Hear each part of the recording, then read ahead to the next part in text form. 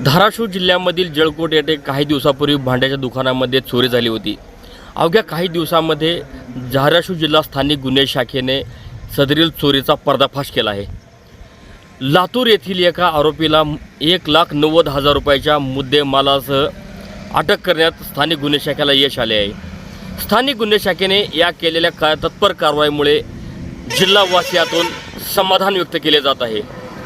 सदरील घटना काय होती, कशा पद्धतीने पोलीस स्थानिक गुन्हे शाखेने याचा पर्दाफाश केला, आरोपीला कशा पद्धतीने अटक केलं, या संपूर्ण घटनेचा आढावा आता आपण व्हिडिओच्या माध्यमातून घेऊयात। दिनांक 4 जून 2026 रोजी धाराशिव जिल्ह्यातील जळकोट येथे भांड्याच्या दुकानात झालेल्या चोरी प्रकरणी स्थानिक गुन्हे शाखेने गोपनीय माहितीच्या आधारे तपासाची चक्रे वेगात फिरवून लातूर जिल्ह्यातील बिलोली तालुक्यातील नरसिंग दत्तू माने या 35 वर्षीय संशयिताला ताब्यात घेतले।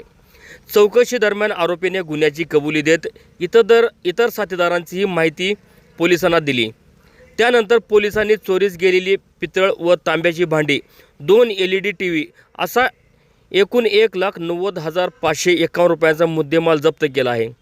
आरोपीची वैद्यकीय तपासणी करून पुढील कायदेशीर कारवाईसाठी त्याला नळदुर्ग पोलिसांच्या ताब्यात देण्यात आले आहे। ही कारवाई जिल्हा पोलीस अधीक्षक रितू खोकर, अप्पर पोलीस अधीक्षक सचिन पांडकर यांच्या मार्गदर्शनाखाली स्थानिक गुन्हे शाखेचे पोलीस निरीक्षक विनोद इजपवार यांच्या पथकाने केली।